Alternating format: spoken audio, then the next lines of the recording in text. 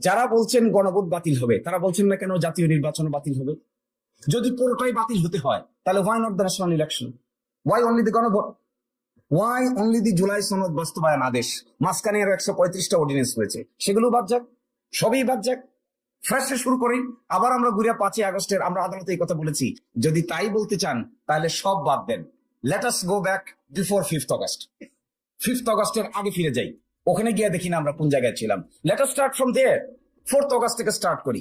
তখন তো রাজি না। এর অর্থ কি? এর অর্থ হলো যেটা সুবিধাজনক এটাকে পিক করা হবে, যেটা অসুবিধাজনক এটাকে বাদ দেওয়া হবে, যেটা সুবিধাজনক এটাকে চুজ করা হবে, যেটা অসুবিধাজনক এটা থেকে নিজেকে সরিয়ে নেওয়া হবে। This is serious arbitrary activity of particular group of people. Should not be. No one should do this.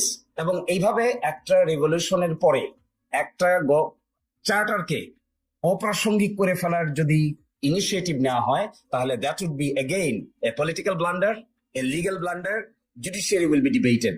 এবং বিচার বিভাগের উপরে এই বন্দুক রেখে এই ধরনের কর্মকাণ্ড করা সঠিক নয় বলে আমরা মনে করি।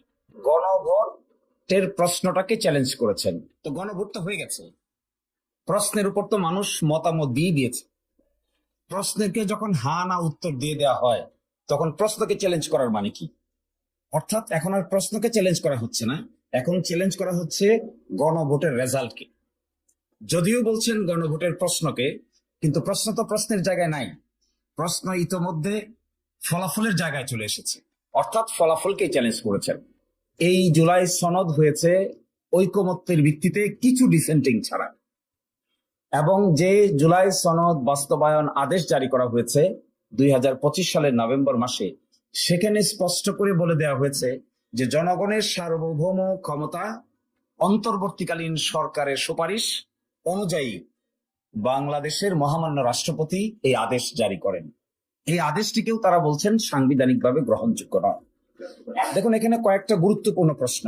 আর মাত্র 10 দিন বাকি আছে সংসদ বসার। এত তাড়াহুড়া করে 2 জন আইনজীবীর মাধ্যমে এই রিট পিটিশন দায়ের করে আসলে যারা দায়ের করেছেন তারা কি পেতে চান?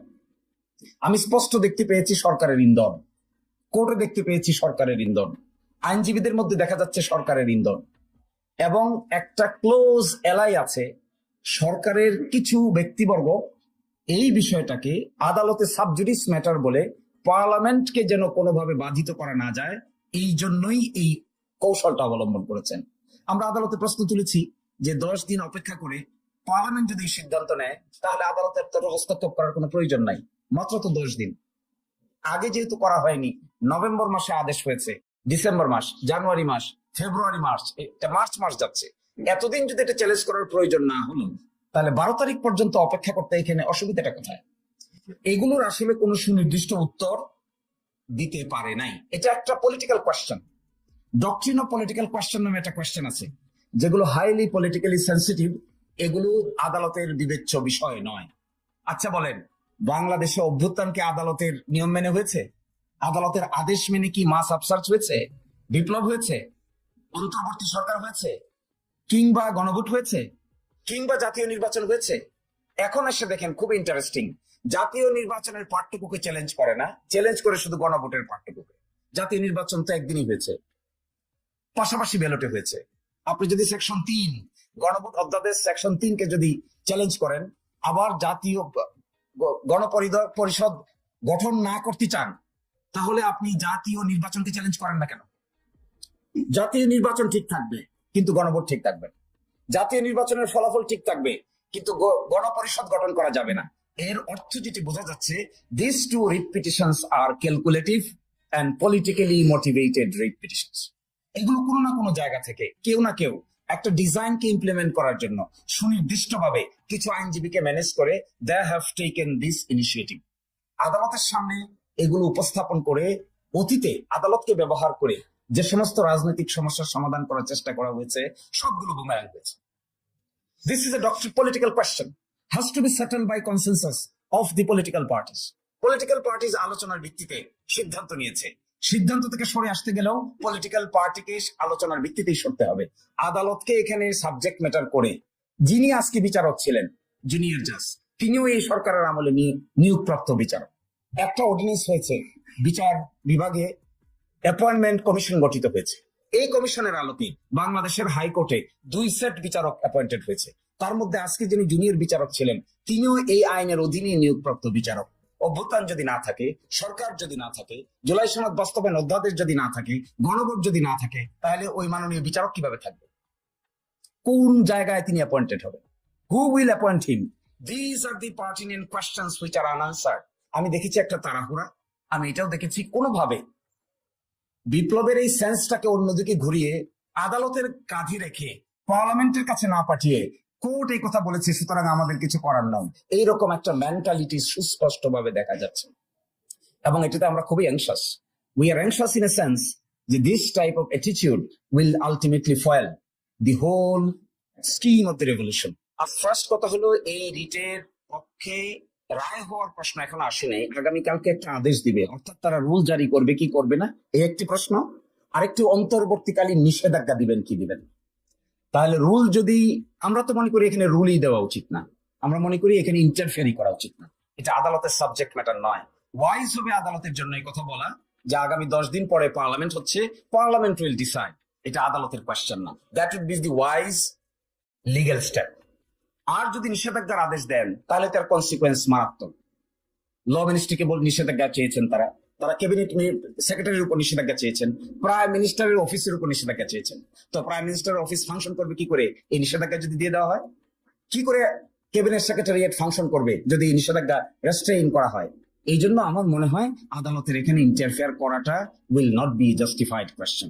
আর সেকেন্ড পলিটিক্যাল প্রোগ্রাম দেওয়া হবে কিনা, it will be answered by Zubair ভাই, এটা আনসার দিবে।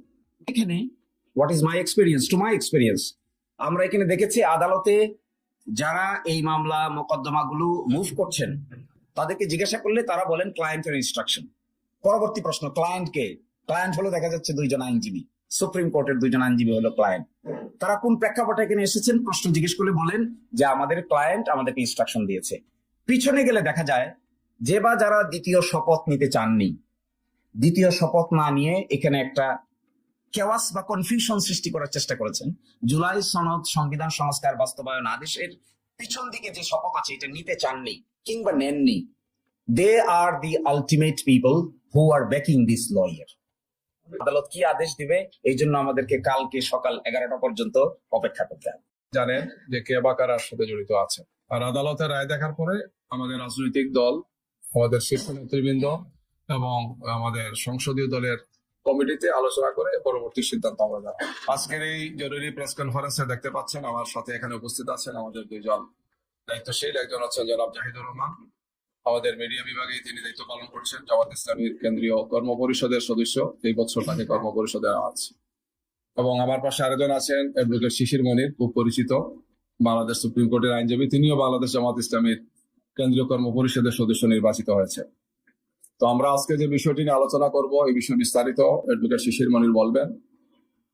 আপনারা জানেন যে বাংলাদেশে বিগত 16 বছর যে স্বৈরশাসক ছিল, ফেসিবাদ ছিল, বাংলাদেশের রাজনীতিকে, বাংলাদেশের সংসদীয় ব্যবস্থাকে, গণতন্ত্রকে, আমাদের অর্থনীতিকে, ব্যাংকিং ব্যবস্থাকে সবকিছুকেই তছনছ করেছিল।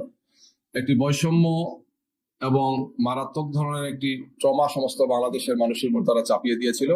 এই অবস্থায় জুলাই এবং আগস্টের গণঅভ্যুত্থানের মাধ্যমে বাংলাদেশের সর্বস্তরের ছাত্র জনতা এবং সাধারণ মানুষের এই গণঅভ্যুত্থানের মাধ্যমে এই স্বৈরশাসক এবং ফেসিবাদের বিদায় হয়, বাংলাদেশ থেকে তারা বিতাড়িত হয়। এবং 25 গণঅভ্যুত্থানের পরে অন্তর্বর্তীকালীন সরকার দায়িত্ব গ্রহণ করেন, যাদের 3টি গুরুত্বপূর্ণ অগ্রাধিকার ছিল। একটি ছিল সংস্কার, আরেকটি ছিল ফেসিবাদের দোসরদের বিচার, এবং আরেকটি ছিল একটি সুষ্ঠু গ্রহণযোগ্য জাতীয় সংসদের নির্বাচন অনুষ্ঠান। ইতিমধ্যে সেই অন্তর্বর্তীকালীন সরকারের মেয়াদ শেষ হয়েছে, তারা 3টি কাজ কতটুকু করেছেন সেটা জাতির সামনে খুবই স্পষ্ট। আমরা বিশেষ করে সংস্কারের বিষয়ে বলতে চাই যে সংস্কারের জন্য অন্তর্বর্তীকালীন সরকারের অন্যতম প্রধান দায়িত্ব ছিল, ওয়াদা ছিল, তাদের কমিটমেন্ট ছিল। তারা জাতীয় সংস্কার কমিশন করেছেন এবং সবগুলো রাজনৈতিক দলের কাছে তারা প্রস্তাবনা চেয়েছিলেন সংস্কারের ব্যাপারে। আমরা সবগুলো রাজনৈতিক দল আমাদের অবস্থান থেকে আমরা সংস্কারের প্রস্তাব দিয়েছিলাম। পরবর্তীতে অন্তর্বর্তীকালীন সরকার একটি ঐক্যমত্য কমিশন করেছেন। সেই ঐক্যমত্য কমিশনেও আপনারা জানেন যে সেখানে রাজনৈতিক দলগুলো অংশগ্রহণ করেছেন এবং প্রায় 33টি দল দীর্ঘ 8 মাসের মতো 2025-এর ফেব্রুয়ারি থেকে আরম্ভ করে অক্টোবর পর্যন্ত এই দীর্ঘ সময় প্রায় 33টি দল এই ঐকমত্য কমিশনের সংস্কার প্রস্তাবে আলোচনায় অংশগ্রহণ করেন। দীর্ঘ আলোচনা, পর্যালোচনা, বিতর্ক এগুলো অনুষ্ঠিত হচ্ছে, যা জাতি আপনাদের মাধ্যমে, সংবাদ সংস্থাগুলোর মাধ্যমে, সংবাদ মাধ্যমের মাধ্যমে পুরো দুনিয়াব্যাপী সেটি প্রচারিত হয়েছে।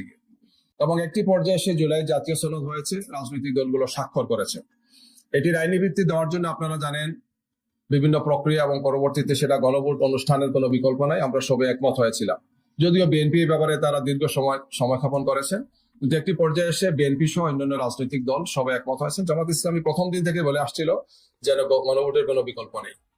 যদিও গণভোটটি আমরা বলেছিলাম যে জাতীয় সংসদ নির্বাচনের আগে হলেই ভালো, কিন্তু পরবর্তীতে সরকার এবং সবাই মিলে সিদ্ধান্ত হয়েছে, যাকে আমরা সিদ্ধান্ত মেনে নিয়েছি, যে জাতীয় নির্বাচনের দিনই গণভোট অনুষ্ঠান হবে। সেই গণভোট সহ জাতীয় সংসদ নির্বাচন অনুষ্ঠান হয়েছে এবং গণভোটে এই সংস্কার প্রস্তাব 2/3 ভোটে আপনারা জানেন যে সেটা গৃহীত হয়েছে জনগণের কাছে। এবং সংস্কার প্রস্তাবের মধ্যে 48টি খুবই গুরুত্বপূর্ণ ছিল, যেটি ফেসিবাদ ঠেকানোর জন্য, বাংলাদেশে ভবিষ্যতে যাতে ফেসিবাদ না আসে, স্বৈরশাসন না আসে, একনায়কতান্ত্রিক ব্যবস্থা না আসে, লুটপাটের যাতে কোনো সুযোগ তৈরি না হয়, যে গণহত্যা যারা করেছে এই ধরনের শাসন যাতে আর ফিরে না আসে, এই জন্যই মূলত ছিল এই মৌলিক সংস্কারের বিষয়টি। এই সংস্কারটি গণভোটে যখন পাশ হয়েছে তখন সবাই এর পক্ষে ছিলেন। নির্বাচনে আমরা সহ সব রাজনৈতিক দল গণভোটের পক্ষে হা ভোটকে বিজয়ী করার জন্য সবাই কথা বলেছেন। বিএনপি সহ সবাই এ ব্যাপারে একমত ছিলেন। এবং আপনারা জানেন যে নির্বাচনের পরের দিন যে সংবাদ সম্মেলন হয়েছিল সেখানেও গণভোটে পাশ হয়েছে সংস্কার, এটা পর্যায়ক্রমে বাস্তবায়ন করবেন, এই কমিটমেন্টও দিয়েছেন আপনাদের মাধ্যমে, এটা আমরা জেনেছি। কিন্তু জাতীয় সংসদের যেদিন শপথ হয় সেদিন দুটো শপথ নেওয়ার কথা, এটা সংস্কার কমিশনের প্রস্তাব অনুযায়ী এটা আমরা একমত হয়েছিলাম। যেহেতু এই জাতীয় সংসদটি দুটো দায়িত্ব পালন করবে, একটি হচ্ছে গণপরিষদের, যেটি সংবিধান সংস্কারের বা সংবিধান সংশোধনের দায়িত্বটি পালন করবে, আর সেকেন্ড হচ্ছে তার নিয়মিত দায়িত্ব, যেটি জাতীয় সংসদ হিসাবে। কিন্তু আমরা খুব অবাক হয়ে লক্ষ্য করলাম যে বিএনপির এমপি সাহেবরা সেই শপথটা নিলেন না। আমরা 11 দলীয় জোটের সাথে যে সমস্ত আছেন, আমরা 77 জন, আমরা সেটা শপথ নিয়েছি গিয়ে। এই অবস্থায় আমরা দেখলাম যে বাংলাদেশ হাইকোর্টে একটি রিট পিটিশন হয়েছে, যে এইটার ব্যাপারে একটি রিট পিটিশন করা হয়েছে, গণভোটের ব্যাপারে একটা রিট, যে গণভোটটা অসাংবিধানিক এবং আরো কিছু বিষয়কে চেয়ে সেটা তারা করেছেন গিয়ে। বিস্তারিত শিশির মনির বলবেন। এবং তার শুনানি গতকালকে, আজকে সেটা শেষ হয়েছে। আগামীকালকে এই মামলা, অর্থাৎ গণভোট সম্পর্কে হাইকোর্টে যে রিট হয়েছে, এই মামলার রায় হবে।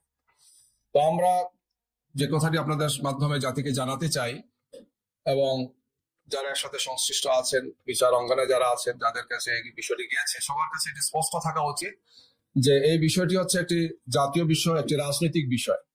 আমরা দীর্ঘ আন্দোলন করে ফেসিবাদকে সরিয়েছি এবং বাংলাদেশ যাতে আর ফেসিবাদী শাসন ফিরে না আসে, এই জন্য আমরা সংস্কারের এই প্রস্তাবগুলো সবাই সর্বসম্মত ভাবেই বলা যায় 2/3 বা তার চেয়ে বেশি ভোটে এটি পাশ হয়েছে গিয়ে।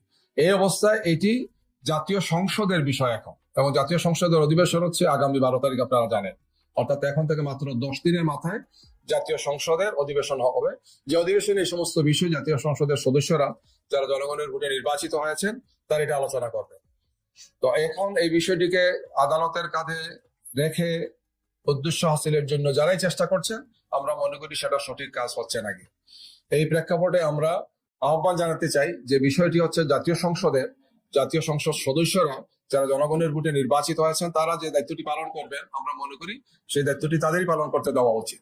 এই প্রেক্ষাপটে আজকে আপনাদেরকে আমরা এখানে আমন্ত্রণ জানিয়েছি যে আমরা এই বিষয়টিকে সবার সামনে তুলে ধরতে চাই, যে অতীতেও যেটি জাতীয় সংসদের বিষয় অথবা রাজনৈতিক যে বিষয়, আদালতের কাঁধে ভর করে এই সমস্ত বিষয় যখন নিয়ে যাওয়া হয়েছে আদালতে, তখন সমস্যা সংকট তৈরি হয়েছে এবং জাতীয়ভাবে বিভিন্ন বিপর্যয় তৈরি হয়েছে। বিশেষ করে আপনারা জানেন যে কেয়ারটেকার সরকার যে এই ব্যবস্থাপনাটি ছিল, যেটি